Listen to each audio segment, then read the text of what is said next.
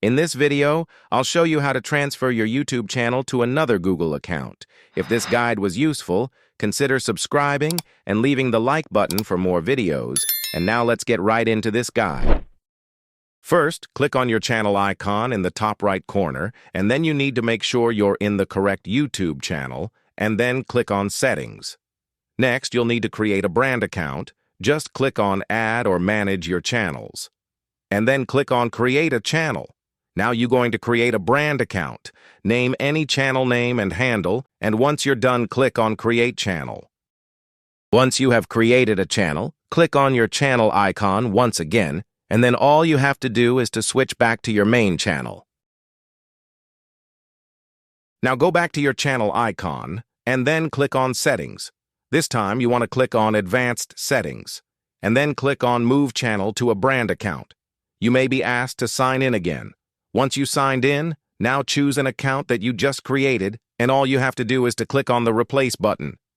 Now by moving your channel, you'll permanently delete this channel that's associated with a brand account.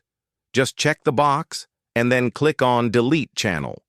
When you move your channel, you'll retain your subscribers, videos, playlists, channel name and handle, channel icon, and also your URL. But you'll lose your demographic history and your permissions. Once you're done, click on Move Channel. Click on the channel icon again, and then switch back to your brand account that you just moved the channel in. Now go back to the channel icon, and then this time you want to click on YouTube Studio. Now click on Settings, and then click on Permissions. Now go ahead and click on Manage Permissions, and then click on Manage Permissions again. And then click on the person plus icon on the top right. Now you will need to enter your email address of a Google account. Once you entered your email address, go to Choose a Role, and then select Owner, and then click on Invite. Once it's invited, check your inbox and click on Accept Invitation. And then you will be taken to this page. Click on Accept.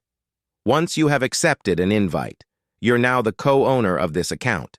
Click on the Manage Permissions once again, and then click on where it says Owner. Now select the primary owner.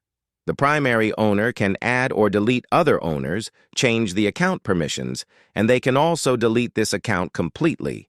And once you're done, just click on Transfer.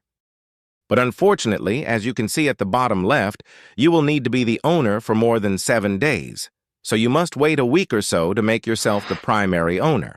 If this guide was useful, consider subscribing and leaving the like button for more videos. Thanks for watching.